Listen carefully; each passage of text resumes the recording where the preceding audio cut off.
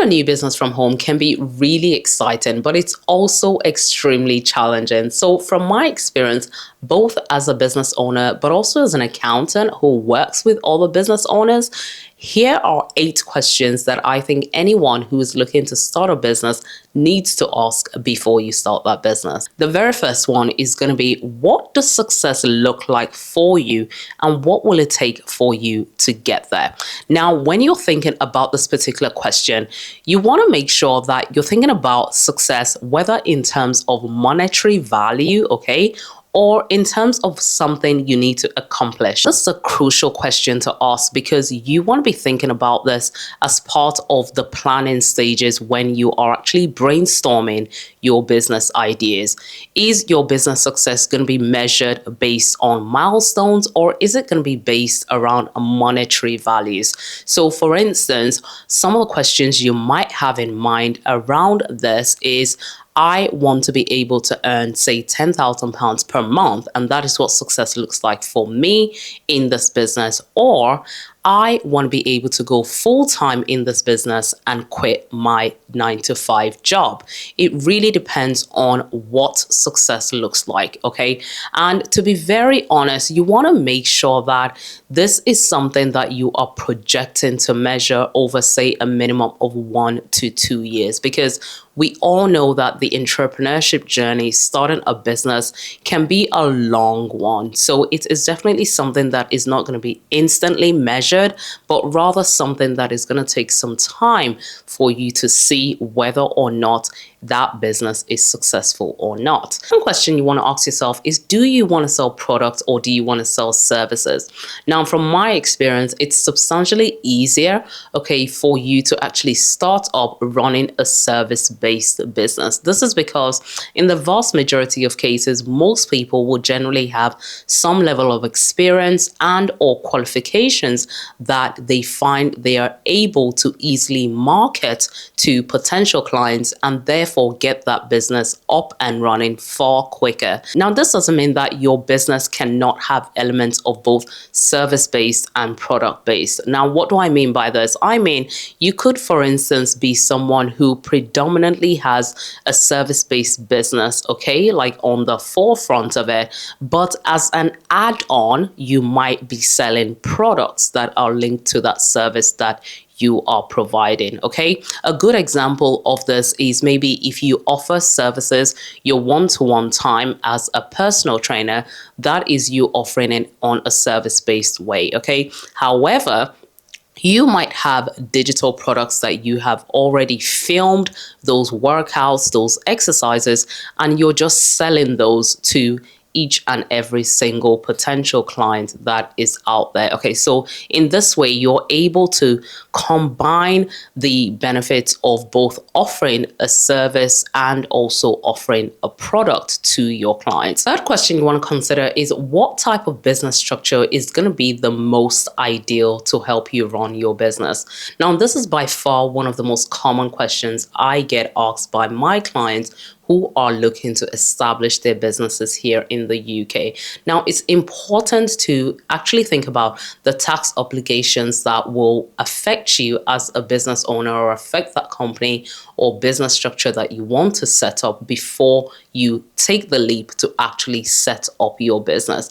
You want to think carefully about what the tax advantages and tax disadvantages of each of the different types of business structures that you can potentially set up your business under might actually bring. Okay, so do think ahead, because if you are someone who is looking to set up your business in the UK, there are various types of vehicles that you can do this through. You can do it either as a sole trader, UK limited company, or even through a limited partnership structure. I do already have quite a few videos centered around this up on my channel. Now, depending on how well your business actually starts to perform and the profits that you're generating, the next question you definitely want to be thinking about is, when and how exactly will you pay yourself? Now, it's important to note that you want to be clear on what the tax implications of taking money out of your business to pay yourself will mean for you.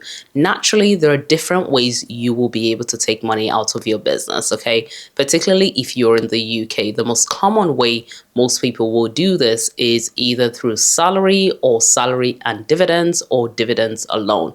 But it's very important to think ahead of what the tax implications of each of these single methods here might mean for you, and that differs depending on your particular personal circumstance. Next question you definitely want to ask is, does this business actually align with your strengths and your weaknesses?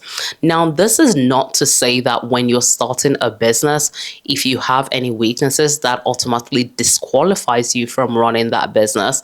But I would say that when you're looking to start your business, you definitely want to start a business that helps you actually fully capitalize on your strengths. Okay. For instance, in my situation, I am a qualified accountant. So naturally, my financial consultancy business plays upon my strengths because of my prior education in accountancy and finance. So if you are looking to start your business, you want to ensure that ideally the business setup that you're looking to start will actually play and work to your strengths.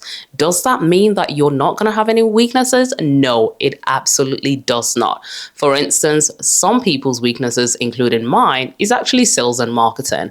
So where you are able to realize your weaknesses ahead of time, you can begin to work around plans as to how you are going to manage this. Now, I cannot begin to tell you just how draining it is starting a new business, okay? Which is why if you are not mentally prepared, physically prepared, and emotionally prepared to start a new business, then maybe you just shouldn't be starting it yet. Because as someone who has young ones running around in the house and also relatives to take care of, it can be really, really draining starting a business. So if you are in a position where you have other commitments, particularly family commitments, or you work extremely long hours, and that is currently challenging for you in terms of managing your mental time and your emotional strength, then you want to really be honest with yourself. Is this the right time for you to start that business? Are you going to be able to give that business your all, or are you simply just not in a good space right now to think about starting a new business venture? Now, next question you want to be asking yourself is going to be around living expenses. Are you in a situation where you're able to pay your living expenses at least up until the point where your business is successfully off the ground? Okay, by this I mean, are you able to sustain yourself up until your business actually starts to generate a profit? Because you can have so much anxiety and so much nerves, okay, when you're running your business and you don't have the financial capability, the financial resources to actually keep your ongoing living expenses up and running, okay? And you don't want to make the mistake of where you quit your 9 to 5 or you quit a reliable source of income whilst you're building your business, because from experience, it can take a minimum of 18 to 24 months for you to really be able to see whether that business venture that you have started is actually something that can help to replace, your 9 to 5 job, and certainly help to pay off those living expenses. Next question is going to be around location. Okay, now unless your business is going to be structured entirely online and you're going to run it virtually and remotely, you are going to have to think about where you're going to locate your business. Now, ideally,